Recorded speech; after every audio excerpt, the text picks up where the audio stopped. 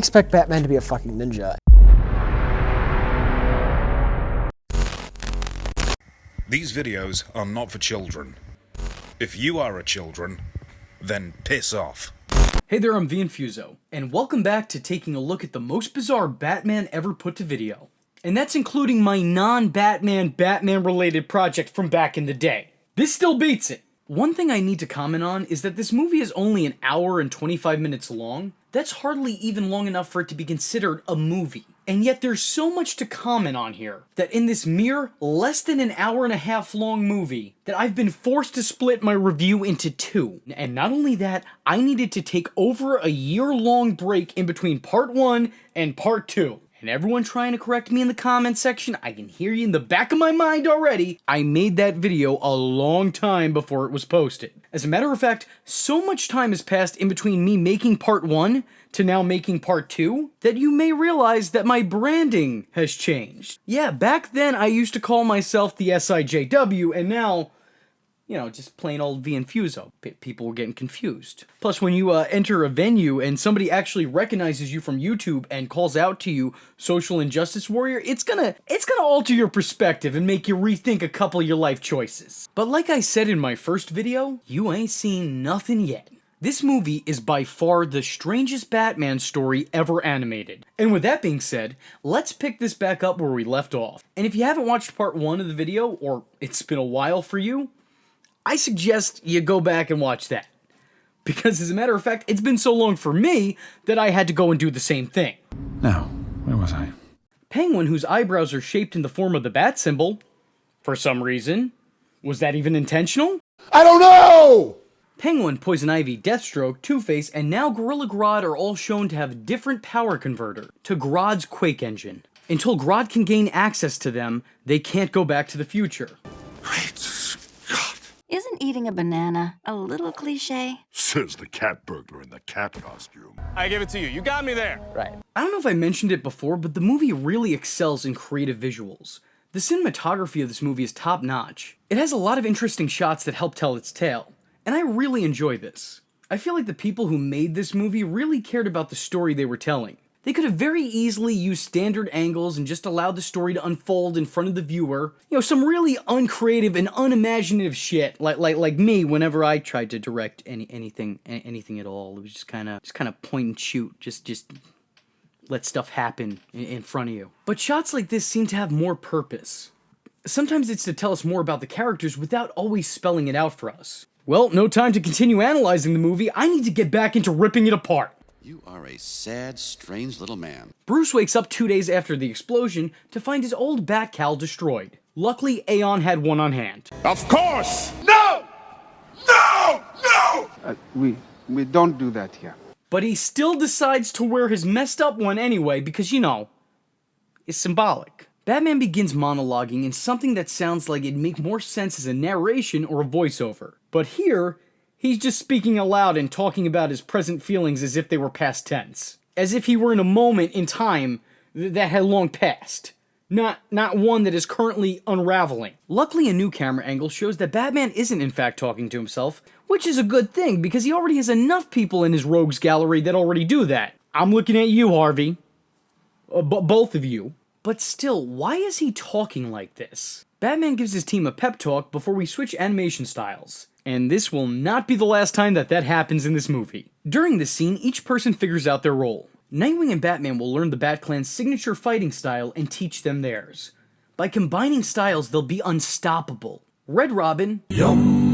Oh god, now these jokes are gonna start. Red Robin, the hero, not the restaurant, will be consulting with the ancient Japanese blacksmiths. The craftsmanship of the ninja blacksmiths is incredible. The precision of their weapons can't be matched even by our 21st century standards.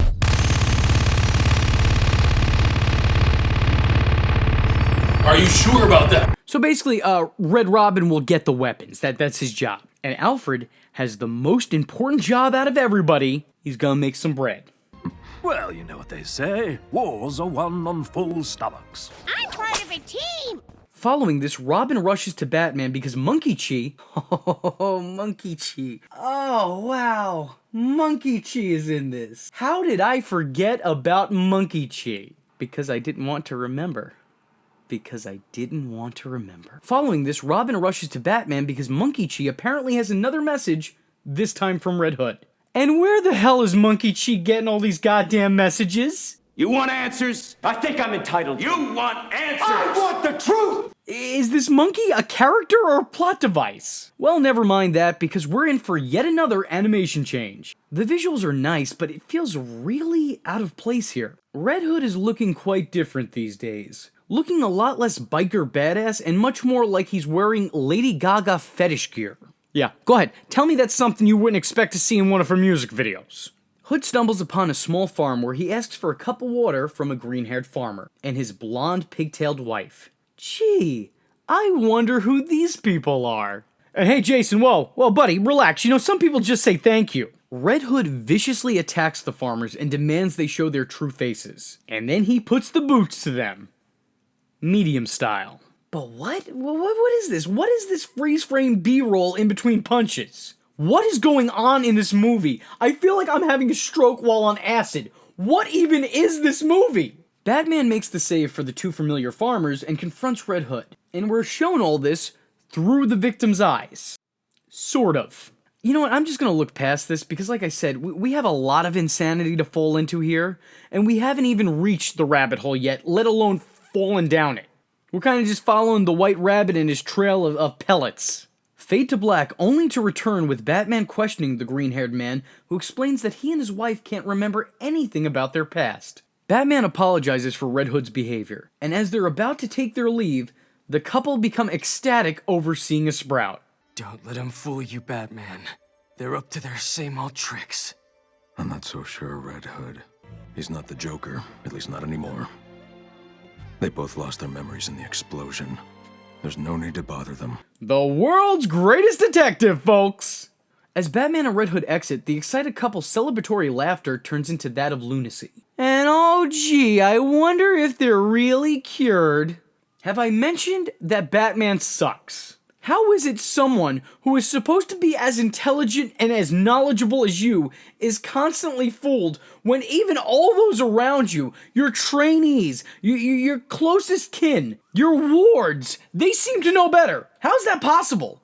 You are an incompetent icon. Rewind back to the original animation and fast forward to 1 month later. And Gorilla Grodd is ready to make his move to destroy his competitors and rebuild the Quake engine. And how is he gonna do that? Well, with a giant transformer, of course. But it's okay because Poison Ivy then responds by using her own giant transformer. And Penguin responds by, you guessed it, using his own giant transformer. And then Two-Face responds with using his own giant transformer. Oh, by the way, that reminds me. Did I mention that this movie takes place in Japan? I know I might have skimmed past it at some point. And now I know what you're thinking. You're thinking, this is what I was referencing before about how insane this movie gets.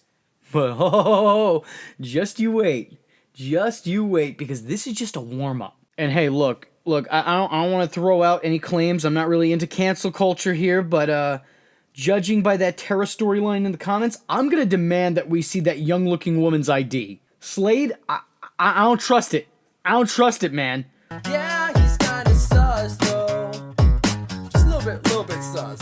And now that everybody's finally been introduced and we've got to hear them speak a little, after 47 minutes into the movie, I think now would be a good time to bring up the voice talents that are attached to this project. So let me quickly acknowledge the cast. Now, in most Batman projects, a lot of the time you get a plethora of recycled voice actors. And this is absolutely no exception. As here you have Roger Craig Smith, who played Batman in Arkham Origins, reprising his role. Gray DeLisi, who has previously played Catwoman in the Arkham series and also the Injustice games, steps back into the role yet again. She also played Black Canary in The Brave and the Bold, Vicky Vale in the Arkham series, Vulture in the Batman, Harley Quinn and Batgirl in the Lego Batman series, and Barbara Gordon and Magpie in Beware the Batman. So yeah, this isn't new territory for her. Tara Strong also returns as Harley Quinn and debuts as Poison Ivy. Tara's also previously played Harley in the Arkham series and the Injustice series. She also played Batgirl in Batman the Animated Series in its final season, as well as Vicky Vale in The Batman. Fred Tatasciore, by the way, I'm gonna get a lot of these names wrong. I'm not good at the whole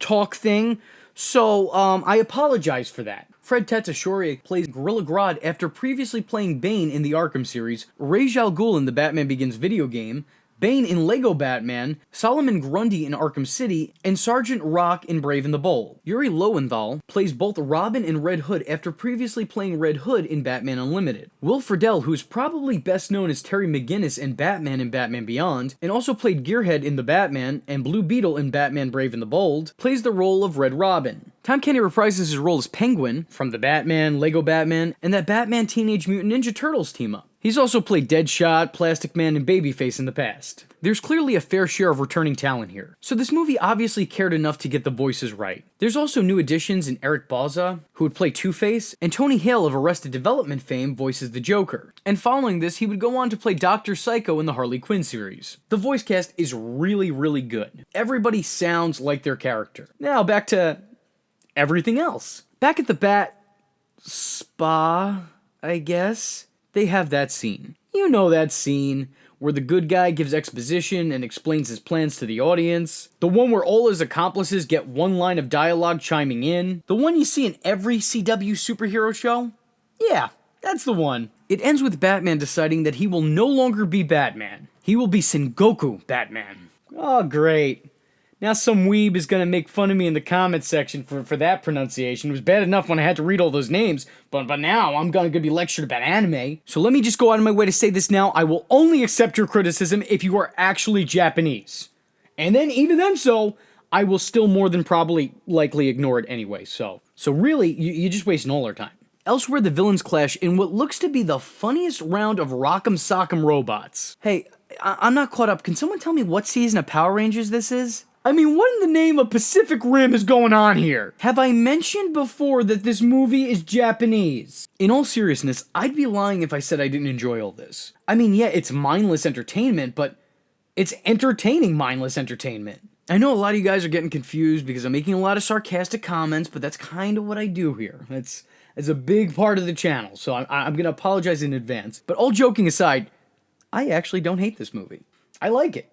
It's different, it's interesting, it's enjoyable. Is it the Batman I know? No, absolutely not. Do I think there's a lot of things that are really strange about the movie? Yes, absolutely. Still like it, though. Aeon and the Bat-Clan go after the opposing armies, leaving Batman and company to take on the Transformers Tokyo. The bots battle it out amongst themselves, until Gorilla Grodd essentially possesses Gotham's bigwig villains into doing his bidding, forcing them to combine their robots to join with his. And if that doesn't make any sense to you, it's okay. Because Grodd's got some throwaway exposition that will explain it all away. It's gonna be fine. Point is, this is Batman in ancient Japan fighting an army of Gundams. Really, just don't think too much about it. Grodd also reveals that he isn't looking to get back home. He set his sights on ruling all of ancient Japan. And finally, a monkey with a mind. This is what I've been saying from the get-go. I said it from the beginning, and nobody wanted to listen to me. Why bother taking over one shitty city when you can control all of Japan? Of course he would want to rule over all of Japan. Who wants that rat-infested, sewer crocodile-having, giant bat-inhabited shithole that's Gotham? Well, like, in comparison, why would that even make sense? But before Grodd's dream of another Planet of the Apes sequel is about to take place, I'm going to rule this country and turn it into a kingdom of monkeys and rewrite the history of the world! What? No. the Joker and Harley reemerge. Okay. Joker all of a sudden took over the entire plot and becomes the big bad at the end. Where have I seen this before other than in every single Arkham game that has ever been created? And also a shitload of comic books, and episodes of TV shows, and other animated movies. This is a reoccurring thing. As Joker and Harley kick Cat and Grodd out of his own walking palace, they're of course rescued by the Bat-Kazuzo, the Bat-Kazuko, with Batman rescuing Grodd and leaving Red Hood to save Catwoman. Which is strange because you'd think the man would be more intent on rescuing his on-again, off-again, on-again, off-again girlfriend instead of saving the giant ape that's trying to kill you. But you know, priorities. Look, Bruce, if you wanted to see other people, you just could have said it. I mean, damn, man, I understand that the myth is that cats always land on their feet, but she's not actually a cat. She's a cat woman. How could you? I'm a woman. I'm sorry, I mean, what were you thinking? Would you figure, oh, hey, she's got another 8 lives left, what's one down? That's also not true! The robots combine into one. And something Japan. I don't know. I'm exhausted. I don't know. I just can't anymore. This movie has exhausted me. I'm ready to move on. I'm doing this for all of you. This is not for me anymore. I am not enjoying this. I'm just ready to move on to the next one. And I'm not talking about the next video. I'm talking about the next life. I'm ready to go. Oh, I'm coming. I'm done here. I fulfilled my purpose. I ain't need to see no more shit down here. Joker explodes stuff, Grodd saves the monkey before tapping out of the fight, but not before handing down the Pied Piper's fiddle, which he uses to control his army of monkeys. Write it down, put that on a t-shirt, that was actually something that I had said. Grodd's legion of primates launch onto and attack the Joker's mech. And now the Bat Monkey sidekick has a love interest. And as absurd of a thing that is to say, hang on to your bat masks, cause again, you still ain't seen nothing yet. We're on our way, don't worry. They begin playing a different tune on Squidward's clarinet, commanding the monkeys to form into one giant monkey, and you know what? Stop! Stop it! There is no reason that in a review of a Batman movie that I should be able to say monkey as much as I have during this whole video. Bats? Obviously. Cats? Of course. Crocodiles? Okay. But monkey should not come up nearly as much as it has during this Batman movie. Monkey! Holy crap, I need to check my blood pressure. I am not in a good place right now. Enough monkeying around! The giant joke launches attacks at the plus-size Curious George that stands before it. But oh shit, Dustin checks in makes the man who laughs check out. The Bat family head over to take down their fallen foe, but the Joker rises to the occasion and quite literally roasts his competition. Several monkeys undoubtedly die. I don't care what you say, even if this is that kind of movie, they dead. But to the rescue come bats. No, not Batman. Just bats. Just a shitload of bats. The bats, of course, form one giant bat to protect their monkey brethren. The monkey-made monkey and the bat-made bat combine to form a giant Batman. Because of course they do. Oh, I'm sorry, I must have misspoke earlier when I asked what episode of Power Rangers was this from. What I should have asked was, what episode of Yu-Gi-Oh! Was this? Because clearly, this is just straight up Palmerization. I don't understand how monkeys plus bats equal Batman, but to be fair, I failed math as a kid. But come to think of it, I was pretty good at science, and this shit just doesn't seem right to me. Props to the movie, by the way, for using first appearance Batman. It's a nice little nod. Even if I have no idea who they're nodding their heads at. The giant monkey bat is now somehow able to withstand bursts of flames, and manages to punch the Bat family into Joker's collapsing castle. Now look, there's a lot of action that takes place here. I'm not going to break it down and give you play-by-play, because honestly, I feel like that would cheapen the movie for you and that experience, so I'm not going to do all that. Let me just give you the cliff notes right quick. Batman fights the Joker, Nightwing takes on Penguin, Red Hood goes after Deathstroke, Red Robin clashes with Two-Face, Robin battles Poison Ivy, and of course, Harley and Catwoman have a score to settle. During this, Joker gives some exposition as how he managed to convince Batman he was now sane. But, like, honestly, who cares? It's not needed considering the man has fallen for these types of tricks before. I think the thing that annoys me the most about Batman is that he doesn't seem to fall for these types of tricks with any other villain. Except for Catwoman. Maybe he just has a soft spot for clowns and cats. I don't know, it's just wildly inconsistent. Like I said, a lot of action ensues. Take your medicine, kitty kitty, and say goodnight. The monkeys and the bats infiltrate the moving tower and begin to systematically break it down. And on the roof of Optimus Prime, the final battle ensues. And after some pretty impressive looking back and forth, it looks like the Joker has finally done the impossible. And so it's finally over, Batman. But then the real impossible happens, because that Batman in samurai gear was no Batman at all. He was just bats. There's a bunch of fucking bats. And then Batman soars into the sky and shows his love for Naruto. And oh, that's it. That's the line. The movie said its own title. Roll credits. That's it. I'm done. I'm out of here. My contract says as soon as that happens, I am allowed to leave. That is it. But I'll be nice and I'll go ahead and give you the ending anyway. They reenact that scene from The Dark Knight. Batman saves the day, they return to their time period, and then there's a mid-credits scene where, oh look, that's kind of cute, and also entirely impractical, but alright. And that was Batman Ninja. Even though I think more accurately it should be called Batman Samurai, or maybe if you wanted to add the ninja element, Batman Samurai Ninja, I don't know. But Batman Ninja just doesn't seem like a fully fleshed out title. That's just my opinion. If you haven't seen Batman Ninja, then go out and see Batman Ninja. Because it needs to be seen to be believed. You know, if you can see it, because, you know, ninja. My words truly can't do it justice. You need to witness and experience this with your own 3 eyes. If I said it before, I'll say it again. Batman Ninja is batshit crazy. And like a minor character from CatDog would say, I love it. Yeah, I don't know how many people on my subscribers list are actually going to remember that, but I do, for some reason, so. With that being said, I thank y'all for watching, and I hope to see you in the next one. I am vengeance. I am the night, and that was V Infuso. Just remember, if you're not tuning in, then you're missing out. Catch him next time. Same bat time. Same bat channel.